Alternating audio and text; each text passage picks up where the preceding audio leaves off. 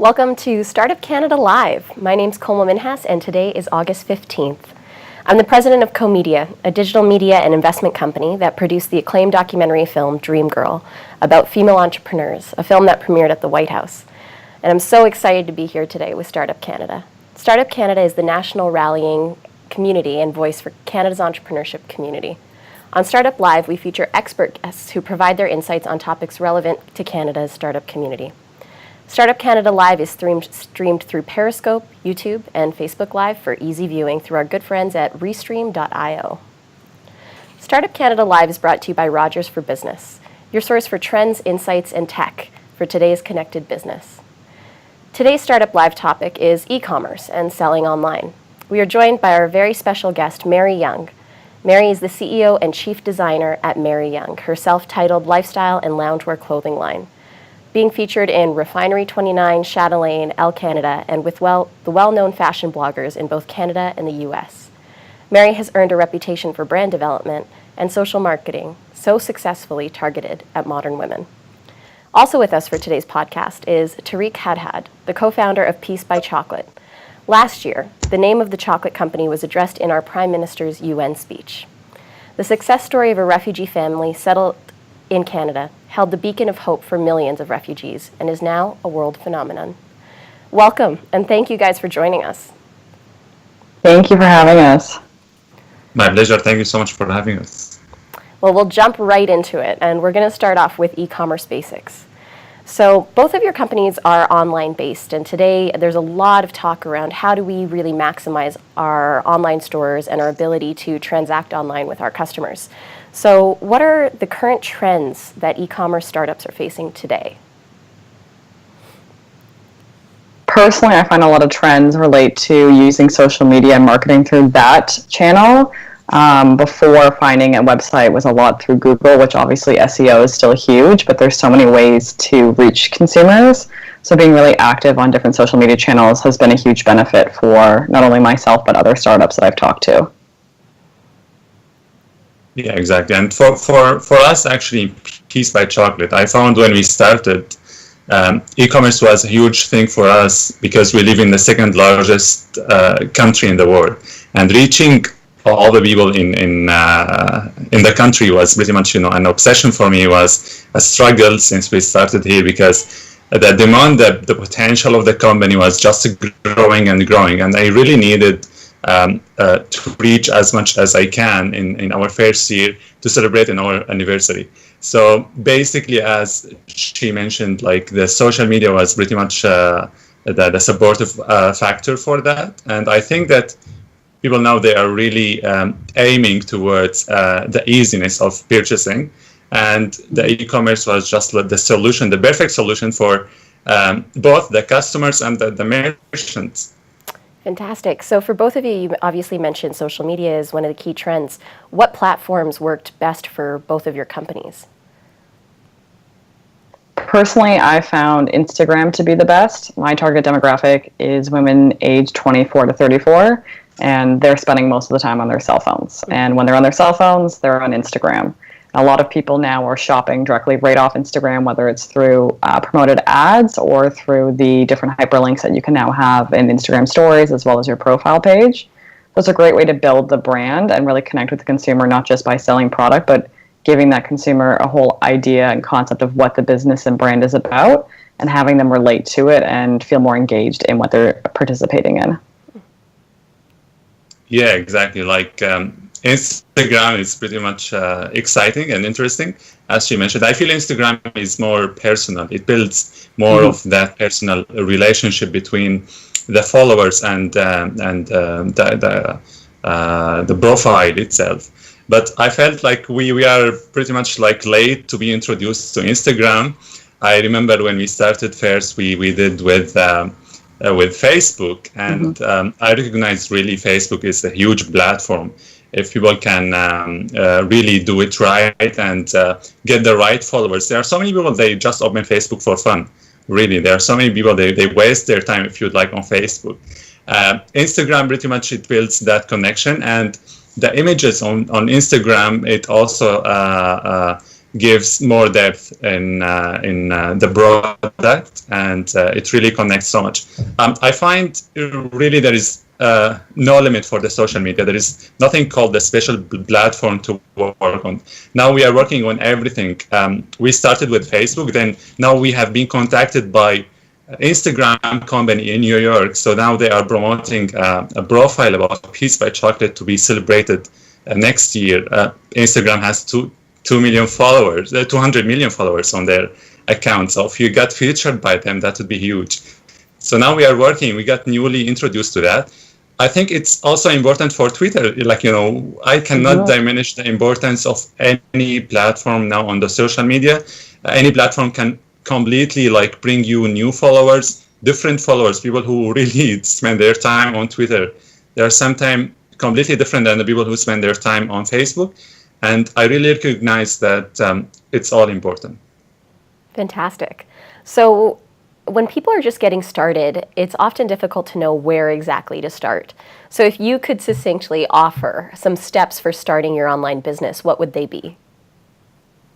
My biggest advice would be to actually plan out where you would want your business to go. So without a clear plan of what you want to achieve and succeed, it's really hard to know if you're working towards the right direction.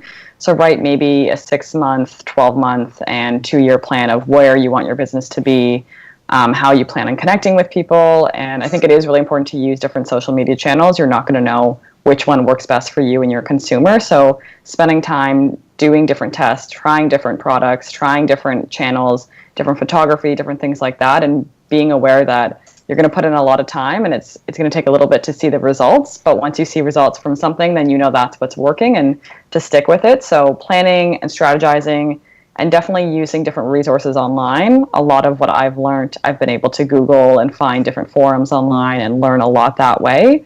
So there's a lot that at your advantage today with technology and at your fingertips. So really immerse yourself within the industry that you're jumping into and learn as much as you can, because the more you know, ideally the faster you'll succeed. Great. So when we're talking about that storefront, there's so many options for people to choose from now. Obviously, we are Startup Canada's here in Ottawa, where the Shopify headquarters are. So what do you guys use for your storefronts, and what other options did you consider? I personally use Shopify. I started with them right when I launched my e-com. I was originally looking at building my own site, and I realized that was going to cost a lot more than I was able to absorb. And so I started using Shopify, and I've played around with other sites before. I know Squarespace is another alternative, but I think what Shopify offers specifically to Canadian vendors is a lot of different benefits. I really love that it integrates with Canada Post. So when it comes to shipping, it's very, very easy to create a shipping label and have it delivered within 2 days. So that's a huge benefit with Shopify. And also, as you know, the company is growing and they're really supportive to young entrepreneurs and they want to help their clients grow as well. Awesome. And but basically, in our case, going back to the previous question, because that will lead me to the second point.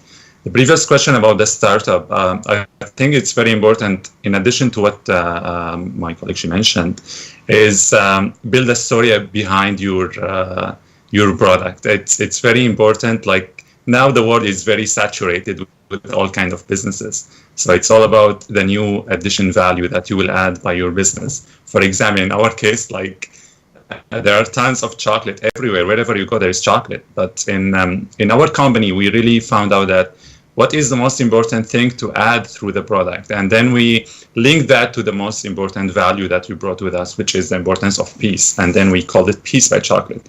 So after creating a story behind your product, you should also really think about the importance of hiring a marketing company to do all the photography that is needed to build the right social media platforms for you to start with. All the visuals, usually talking about the food industry, people usually eat by their eyes before their mouth. So it's very important really to link them to a very interesting visuals before they even come to you. To the second question, I think we are now dealing with Squarespace.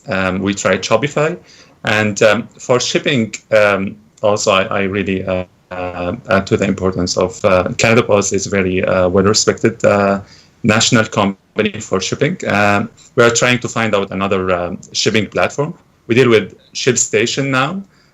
There have been some problems for sure, and the interesting part of it is to follow up on all the negative feedback. You will receive, it's very important, like you receive 99% of the feedback you receive is positive, and the 1% is negative. It's not important to follow up on the 99%. This 1%, you should go and you should follow up with every client or every follower to find out what happened. And I think it's very critical even for the startup businesses. Great. I'm going to jump ahead with one of the questions because you guys have been talking about shipping. So obviously shipping internationally, shipping domestically, it's a huge part of an e-commerce business. So what tips would you give or learnings from perhaps some of these 1% stories that, you know, you failed fast, you failed forward when it came to shipping, and what would you recommend when looking at the international side of shipping as a Canadian online retailer? For shipping, we mostly use Canada Post within Canada into the US, and then when it's outside of the US, we either use FedEx or DHL. So it usually just depends on the size of the package and the price. But one thing that I always recommend is make sure that it's tracked, even if it isn't insured up to the full value, which at times, depending on how big the package is, you don't want to add all that insurance, but making sure that it's tracked, that your consumer can actually follow the package as it's on its way to them. That's a huge benefit. And also making sure on your website you disclose your shipping rates. So I always say standard shipping within Canada is tracked. Standard shipping to the US is not tracked. I offer tracking to all my clients so they can actually choose that online. And so everything's spelled out for them in a way that they are aware of what they're choosing and why they're paying a little bit more for something versus another service. So they feel just as a part of the shipping process as they are a part of selecting the good that they're buying. Yeah, so basically it's there have been some problems for sure, like with the prices first.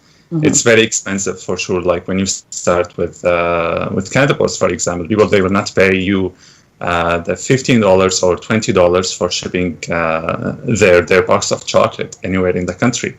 Nobody can afford that. And in the values that we carry in our company, we say that peace is for everyone.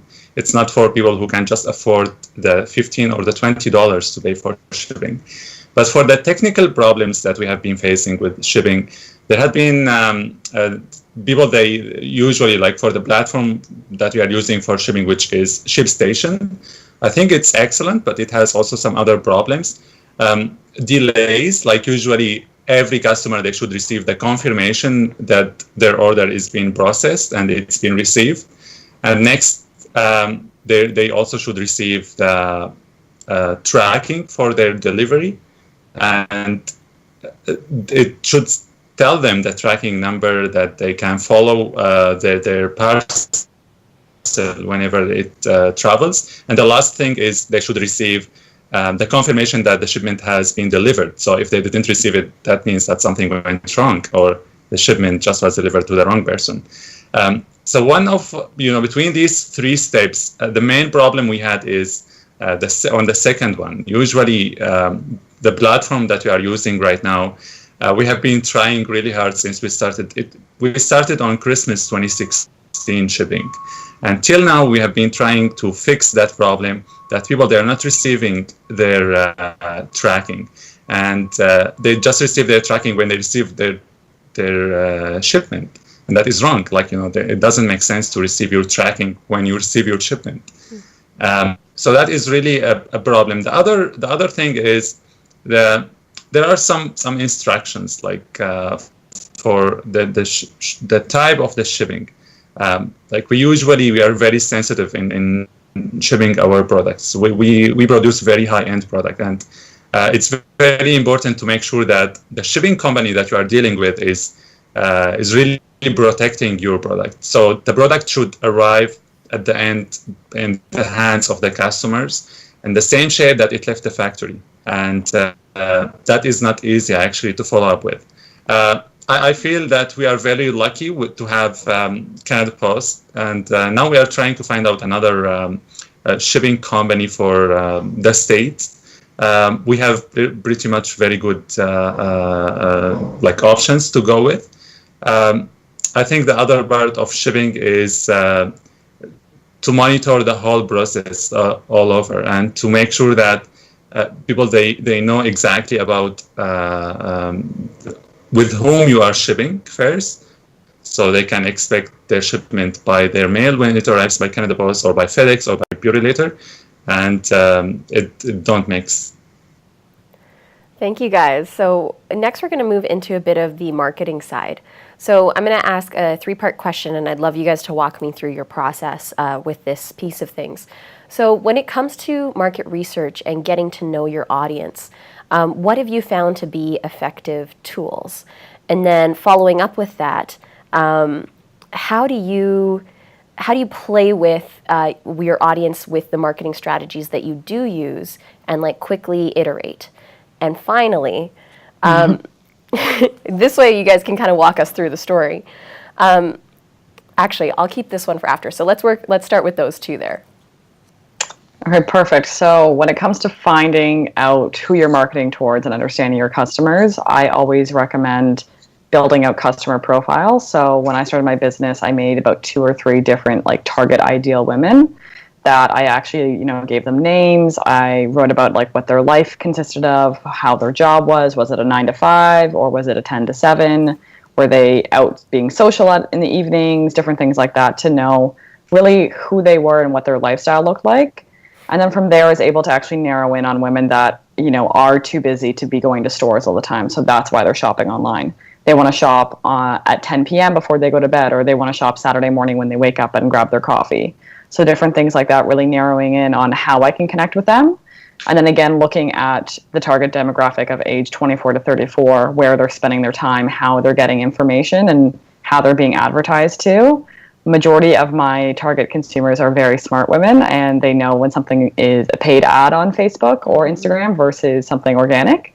So we always strive to have as much organic content and authentic content as possible. Even if we work with digital influencers or other bloggers, it's because we have personal relationships with them. So making sure that everything we do is really connecting with that consumer in a really authentic way is very important for us. And to do that, we try different things. So again, Instagram has been a very big channel. So when we release any new designs or any new product, we always post on Instagram right away, and we'll see actually direct traffic to the website and sales right away after we post, which is amazing. Another great thing is newsletters. I'm a big fan personally of newsletters and getting those in my email every morning and kind of sifting through. But it's a great way to keep in contact with your clientele, whether they've shopped with you before or maybe they haven't purchased something yet. So they're informed about whether it's new products, it's events, it's different, things that are happening within the company. So it's another way to help them feel engaged and a part of the community. And then our last thing that we actually do is we do a lot of pop-ups. So actually having face-to-face time with our customers has been super beneficial to talk to them, to get to understand what they're actually looking for, what they relate to, what they enjoy, any feedback that they have, whether it's positive or negative. It's way better to have a face-to-face conversation for that, and people feel more encouraged to share and speak their mind. And then obviously having sales face-to-face is really great because you're building that connection as well, and they're likely to come back online if they've shopped in person. Perfect. So in our case, I remember when we started, we really didn't care about, to have the customers like classified about, know exactly the audience that is really hitting the button when we do any marketing plan or promotion. During like our type of company is pretty much seasonal, so it will be on specific occasions, like starting, let's say, from when we started from Christmas, then we on the New Year's Eve, then the Valentine's, then the Mother's Day, Easter, and the last one was on Canada Day, which was really fascinating. In our type of business, we really we didn't even start like classifying our customers. Because we felt it's not the best way to start with. People, the whole country were really impressed by the story, and we felt let it settle down a little bit. Like in the first year, people, they will be passionate about the business. They will be encouraged by the tons of the media promotions that we did. The main thing about the main factor of the huge rush that came to our online or the e-commerce platforms that we created was through the unpaid media, through the interviews that we did with all kind of media in the country, that we told them about the business, that what we are selling, and what is behind each promotion. Then we use these media interviews that we did on our Facebook account, on Instagram, on Twitter, and that all really developed audience from all ages, from different genders. I really remember when we started just talking on Canada Day, when we started talking who we should target in our campaign.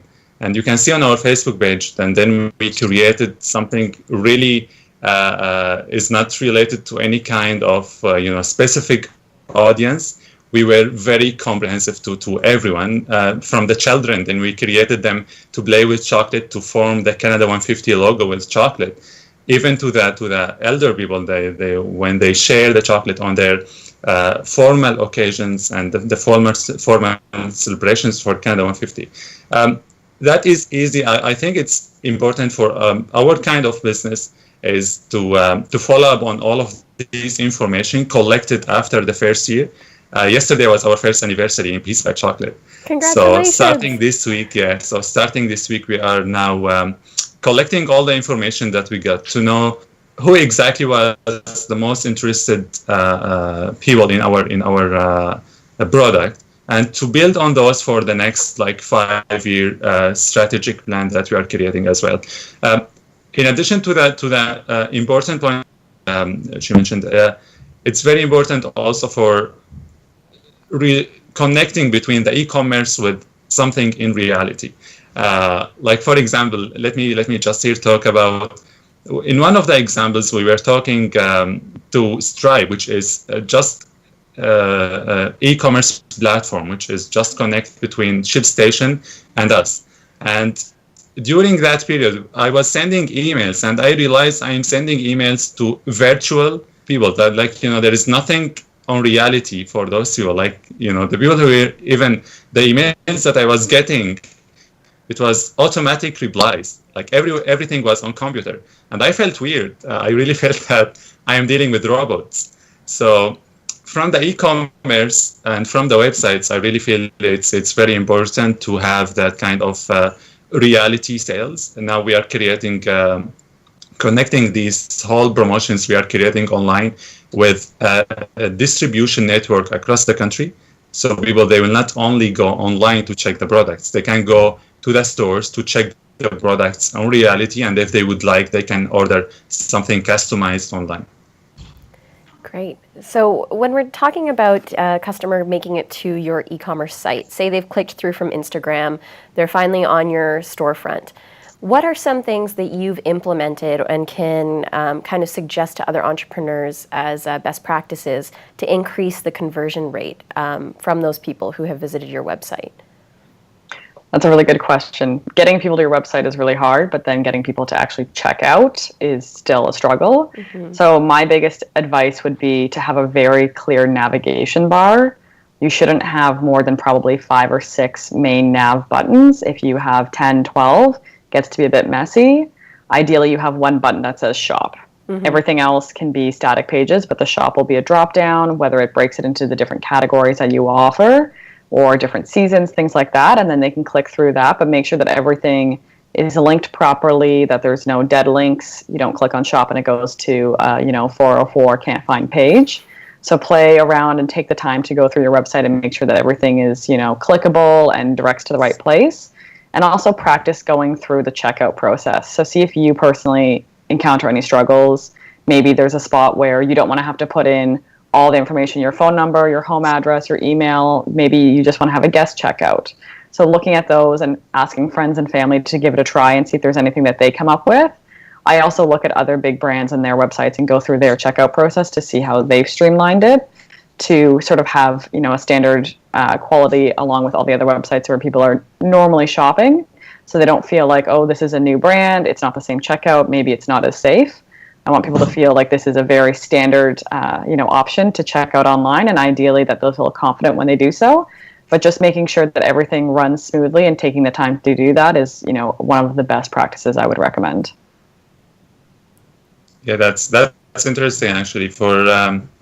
I think also when we started Facebook, it was interesting when we did the first promotion on Facebook, and people, they were really highly interested. But after that, like talking about the Valentine's promotion, then the Mother's Day and the Easter ones, I realized that people who are clicking and buying from Facebook, the number is decreasing.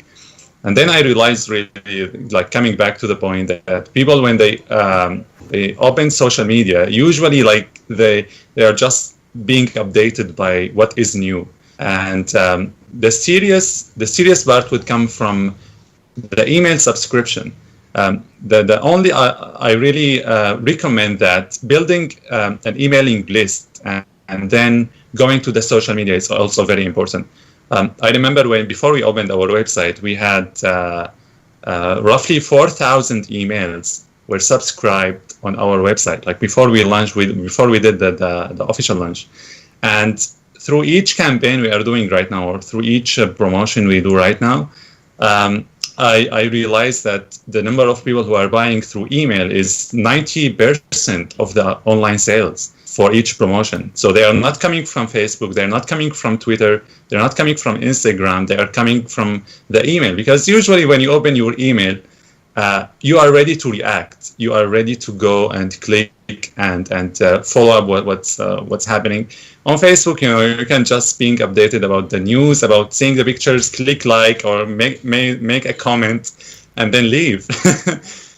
That's it. So I realized that it's very important to start by email, and let people then, if you'd like, have more information through social media.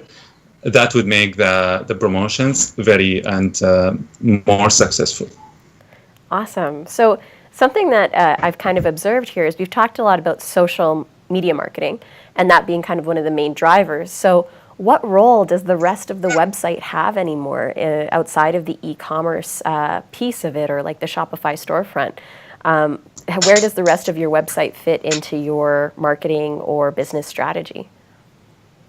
For us, we look at our website as like the big picture. So if you're looking at a giant picture, obviously not everything that picture is directing you to sell or to buy or to a call to action. So our website obviously has the about page, which is really important to give a bit of information about how the business started, when it was launched, so people understand that, whether it's new or it's been around for a few years. We also really like to feature our press. For fashion brands, being in press is a huge thing. So being noticed by whether it's certain outlets that are online or printed press, it's really great to include that to show that other people are talking about this. That also helps drive our SEO, which is really great. And then one big thing that we really focus on as well is our journal, which is a blog. So that is a way that we can build out the brand outside of just selling product. Today, a lot of businesses forget that your consumers want a little bit more than just being told to buy something and then being sent away once they've purchased it. So it's building that bigger picture again. It's giving people a place to go and get information, to relate to something, to really feel a part of a community, and to feel like they're supporting not just a brand, but a whole mindset that's shifting within the industry. So that's what we use our blog for, whether it's product-related posts or featuring different women that we find inspiring, and actually have written pieces there. So it's not as easy to digest as just an image on Instagram, but it's calling people to come and spend a little bit more time, get to understand us a little bit more, and build that connection so that they're more likely to come back and to support the brand. We started our website actually with one page, and then we started adding different pages. I think the website is very important as the identity for the business. It keeps the whole thing organized. Facebook now, they realize that it's very important to have sections or categories for pages to check like the videos, the maps, the reviews, and the likes, and if you have like any documents also uploaded. They started realizing that recently they want to take, if you would like, the rug under the feet of the websites. But for the website in our business, I think it's very important to have the information organized, so people, when they go to our Facebook page, if they got lost, they would see just posts. They will receive the recent information or the recent posts or the recent pictures, but they will not know the story. They will not know anything. So that if you would like, the refuge for these people who come to the Facebook page, who come to Instagram, just to click on the website, and through like few minutes they will know everything about it. You will have on your website, you will have all the information since the beginning. You will have sections to organize the products for the sales, also to give all the details since the business has started, even the maps for the distribution for your products. How is the best way to get connected to these customers? Give sections really for interactions for those people to leave messages and get connected to you. Till now, like, even though we are very responsive on our messages on Facebook, and we try to get people just in touch with us on Facebook, but till now the majority are reaching to us through website. Like, even though they go to Facebook and they see that green light, it says that very responsive to messages, send them messages, or get in contact, call them, whatever. But the most inquiries we receive is through website. That everything we receive is through the emails that they are related to the website. I think website really creates, if you'd like, more reliable connection between you and your customers, and then you can build on these connections through all the different platforms of the social media. Awesome. So websites haven't quite become redundant. They're not really the first place that you land. So moving into a bit of technology, what are some recent technologies, maybe in the last year, that you've started to use that have either been game changers in your business or helped streamline parts of your business? That's also a great question, because as you're building a business, obviously you want to become more efficient, and using technology is basically the way to go. One thing that we find to be really beneficial is when you use Shopify, you're able to have a POS system. So if you are doing in-person pop-ups, you can offer more than just cash sales. So before, it was normally cash sales, or you'd have to spend a lot of money to open accounts with other merchant providers that can accept whether credit or Visa debit payments. So Shopify can actually sync right up to your whole e-com, and then you can use your phone, your iPad, to actually swipe different credit cards, major credit cards that they accept online, but also to do that in person. So that's been one huge one that I think is really great to utilize, especially when we are doing in-person pop-ups. It shows, again, a sense of security that we're not just writing down someone's credit card and going to punch it in somewhere later, or just taking cash. So it is really great to show that there's a level of professionalism that comes with a small business as it's growing because of those technology advancements. And then other technology would be, I know there's a lot of apps you can use for your website. So instead of it, contact us by email, you can actually get sort of bots that will actually start to chat with customers saying, are you looking for anything? Can we point you in the right direction? Things like that. We haven't implemented that yet, but those are things that are on our watch list to see what is happening and to, take that into consideration as we continue to grow. Yeah, in addition to the online store and all the easiness of the payments that they would rely on or use on the online store, I think also it's very important to get people more connected to your cash platform in your stores. I mean, the other part of the technology we started to use when we started the business and before Christmas is that we started building application for the smartphone for Peace by Chocolate. So people, without going to the Facebook, without going to the social media, without getting lost in all of these things, we really trying to get more connected to those people. So they will receive notification on their cell phones that Peace by Chocolate, here is the new updates from Peace by Chocolate, the new products that we added to the company, the new stories, the new media interviews. And we tried actually to launch that app before. I'm working with very high advanced and trained team to work on that app. I really realized that people now Sometimes they are busy, to check what is going on, or to click on your page on Facebook and to see what are the recent updates. Even though like Facebook now, it's very important to mention Facebook now for businesses. When you start your business, it's very easy to reach 20, 30,000, 40, 50,000 organic from the audience. But when you grow your business, Facebook, they would like to get money from you. Like they would like to get benefits. So the number of people you will reach, if you get, for example, 1,000 likes and 100 shares, it will decrease by time. So Facebook, they want you to pay, and they want you to pay to get more audience for your product. And they realize that, that businesses are growing, and Facebook, they just need money. It's not free anymore to get that number of people reached by your product. So yes, rely on yourself and build, if you'd like, a backup for your audience, so that you can be more connected to them. I think Peace by Chocolate app, hopefully it will be launched later this year. Fantastic. What you say there also about the paid advertising reach is something that's been coming up with the Instagram community too. Lots of people converting back to personal pages because their business pages are getting so many fewer likes. So this is going to be something really interesting to watch. Have you seen this affect your business as well? I definitely have noticed a huge shift in Instagram since they've been tweaking the algorithms. So it's something that I'm always aware of because it is our main marketing channel.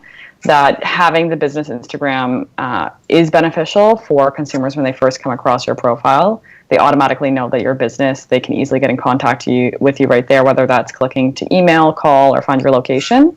So that's super beneficial. But yes, Instagram does want you to promote everything that you post, and they're not pushing business accounts as much as they are pushing personal accounts. So that's something to take into consideration as you grow. So maybe instead of converting to a business profile right away and staying as a personal one until you reach, 10 or 15,000 followers, that might be a good approach. And then playing around with paid advertising. It's something that is always worth doing, and you'll start to learn what works for you. Maybe it's just advertising for a certain product or for a certain release versus just a consistent ad. But Instagram is always looking for money, and Facebook as well is always looking for money. So it's, working within your means. Thankfully, their budget is not massive. You don't have to spend $500 in 7 days. You can easily use $20 over 20 days, and that will still get you a good reach. And then Facebook and Instagram will start to give you a little bit more attention, which is always nice. Absolutely. That'll be something interesting to watch over the coming months. So you guys both talked about POS, or point of sales. So when you guys were first starting out and maybe now continuing, how did you decide early on what payment methods you'd take online? Was that something, did you kind of go full gambit, accept everything across the board right away, or did you have to slowly integrate different payment forms? And did Bitcoin make that list? For us, Bitcoin has not made that list. It's definitely something obviously on our radar, something to pay attention to. When we first started, we started with PayPal, mostly because PayPal, you can either link straight up to your bank account or to a credit card. So that gives your consumers two options, whether they do want to put it on credit or pay with their tangible debit money. And then we also opened it up to other major credit cards. So I believe it's MasterCard, Visa, and Amex. Those are the biggest ones that we offer, and we don't offer any debit cards that you can purchase online. But in person, there's times that we'll change the different options that we use to accept payments. So we always want to tailor it to what our consumers are looking for, but definitely giving the option of whether it's paying with, your tangible money of your bank account or putting on credit. Those are the two options you really do want to give your consumers. Yeah, like when we opened the first, I remember when we got the first order online, it was one option for payment, which is the credit card, the MasterCard. And then after like few promotions, I realized that we really should diversify our options for payments, because we need those, we need those customers anyway. If they are going to pay by Visa or MasterCard, just a matter to make sure that the payment is reliable. And through the bridge that connects between the online store and the bank account, which is now we are using Stripe, it's very flexible to have refutes for some payments, and to discuss the payment, the reliability of the payment if you think about it. And so starting MasterCard, now we are taking Visa, now we're taking American Express, and they will be different, even more easy options. It really doesn't matter about how you are getting the payment. It's just a matter of build yourself in a safe way. Now we have the old website yet, but the new website that we will open and the new online store that we will open hopefully in September, in mid-September, it will really take care of all of those details. So we are creating, it's always nice to have nice shopping experience for everyone. So it's really not nice for example, for our American customers that we will start shipping to the United States in a few weeks. It's not nice, to get them to the final page on the shipping cart, and then you will tell them, oh, we don't take that option, for payment. It's really weird, and it really can create very bad experience and very negative feedback from them. So now we are really building a very huge diversity for payment, and we have special team that they are following up about to take the base payments and to give up first, the safe options, and then the less safer, but the options that we can follow up with. Excellent. So we've got a few minutes left, and I've got a lot of questions left. So I'm going to pick and choose some specifics, and we'll jam through logistics and tax and customer success here. So speaking about this, you don't want someone to get to the final checkout page and realize, oh, they don't ship to my country. How did you develop your user experience from that? Either social media marketing, click-through. We talked about, how do you best increase conversion rates, but how has your user experience impacted and shifted over the past years of your companies? We've always focused on our user experience because obviously we're not speaking with our customers. So if they enjoy their experience, then we know we're doing a good job. So we want to make sure that everything is as clear and concise as possible, that whatever copy and text is there because it's providing information. It's not just filler.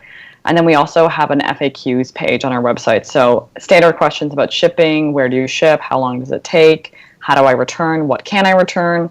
All of that is really clear and spelled out for our customers. Our return shipping address, everything like that is really labeled and put as clear on the website as possible. And then, like I said before, actually going through the click points of you land on the website, you click on a product, you choose your size, you choose your color, you add to cart.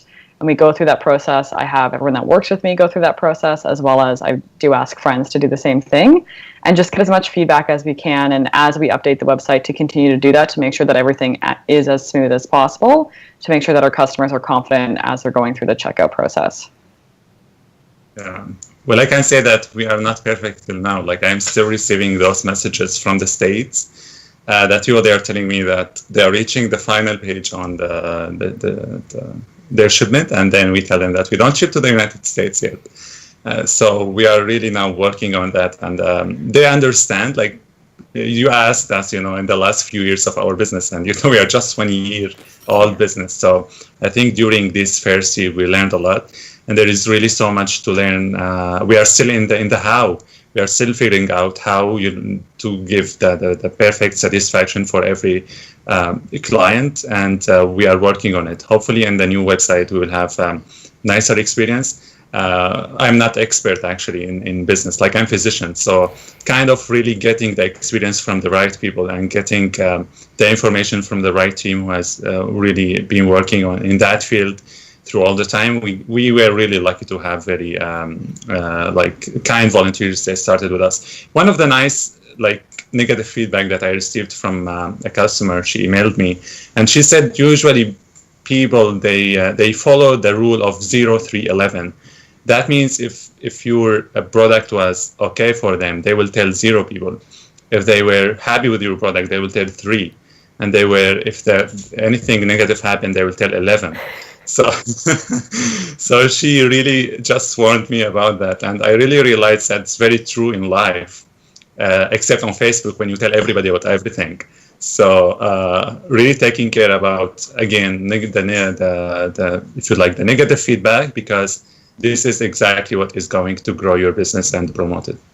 I appreciate that, not being afraid of what's wrong, but how do we dive into this and fix it?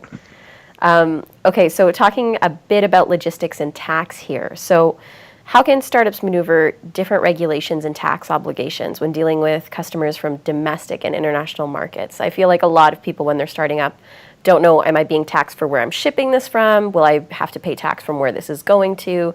How do you guys navigate that, and kind of how do you now streamline that in your business practices? When it comes to taxing, that's a great question because everyone hates tax season and you want to make sure it's as easy as possible. So when I started, I did a lot of research, and thankfully the Ontario and Canada government websites actually list out obviously the different tax rates for each province.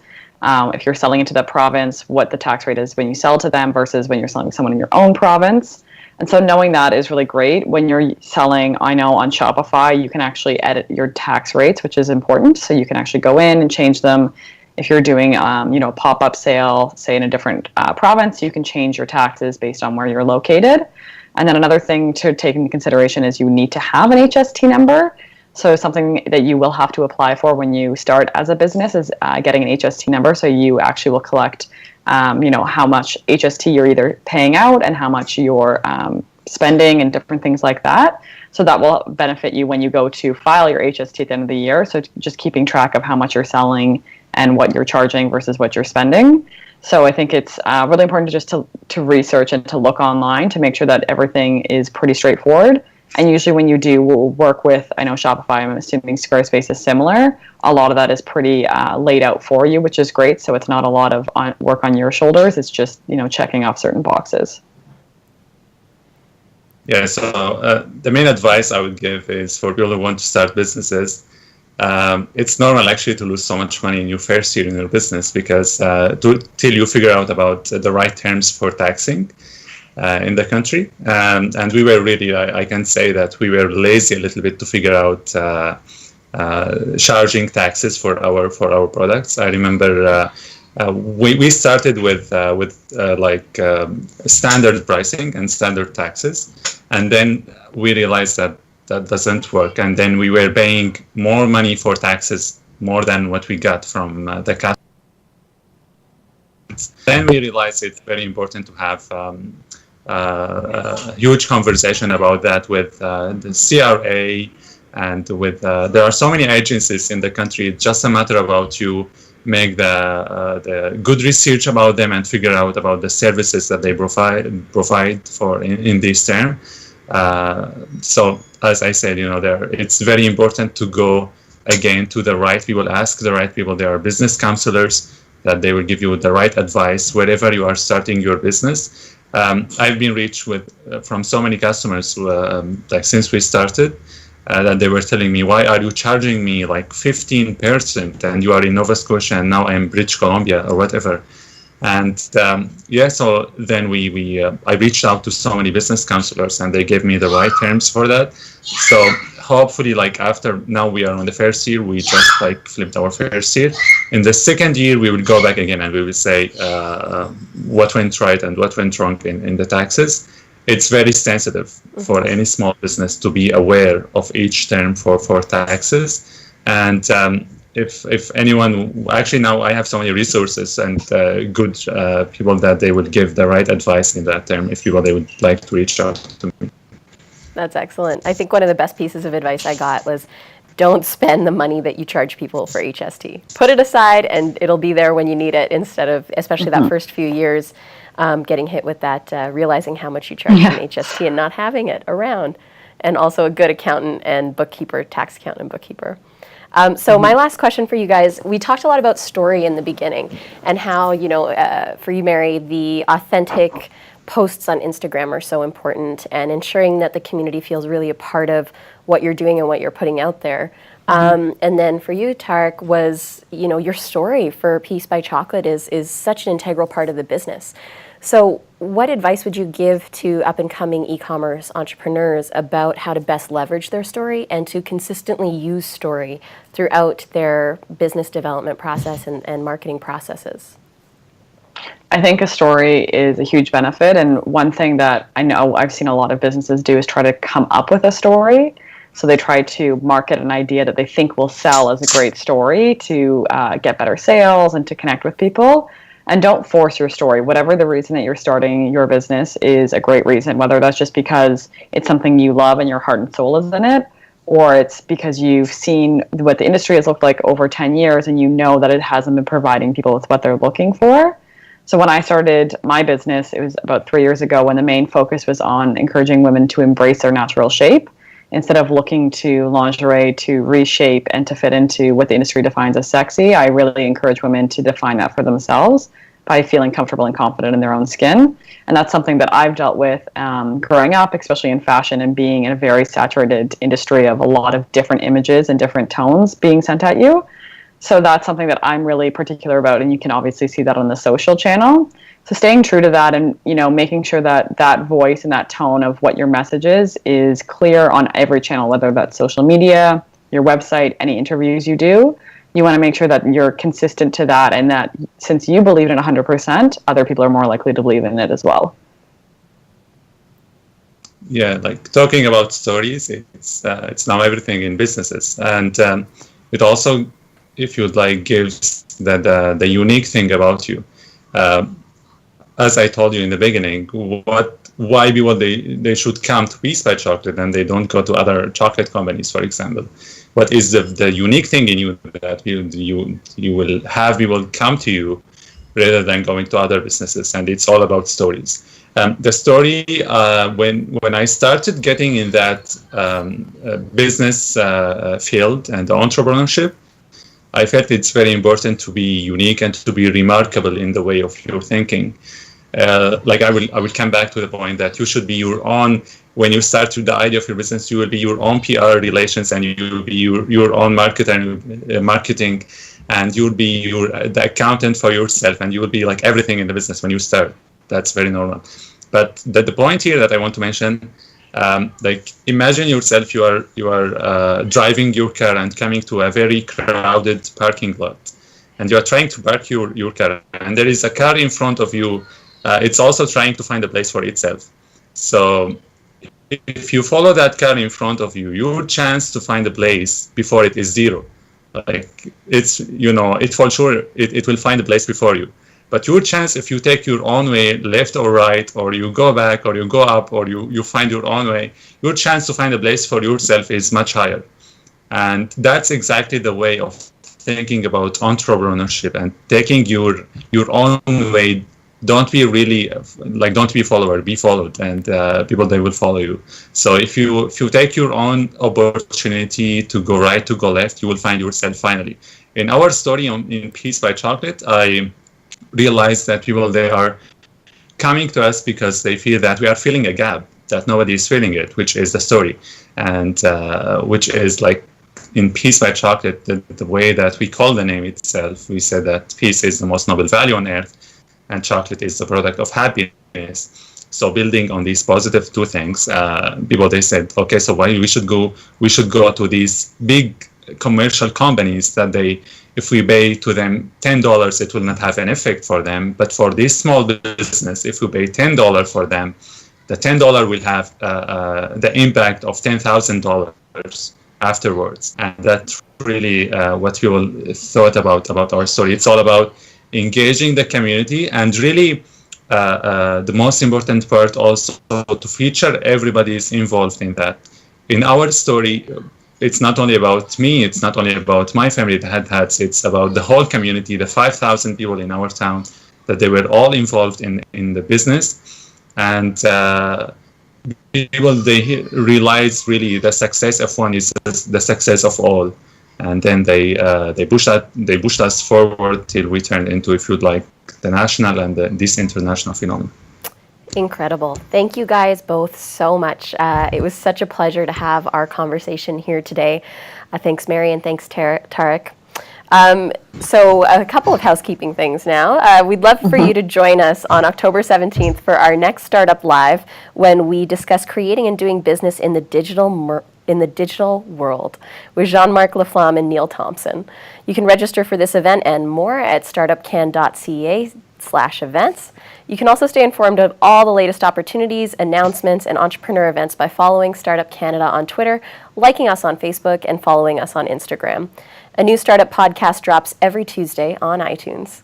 Startup Canada invites you to the 2017 Startup Canada Awards. We're traveling across the country this autumn to celebrate the movers and shakers of Canada's entrepreneurship community. Get your tickets today at startupaward.ca. Also, don't miss out on Canada's largest entrepreneurial event, Startup Canada Day on the Hill, on October 19th in our nation's capital. Get your tickets today at startupday.ca. Again, thank you so much, Tarek and Mary. This was so great, and I think a very fruitful conversation for a lot of our audience. Thank you so much for having us. And to everyone joining us today. Sorry, Tarek, I didn't give you a chance to... No, I got ahead of myself. It was a really great pleasure, and and I think it's very important, and it's also an honor. Like we have been sharing, and I think life is really about sharing experiences.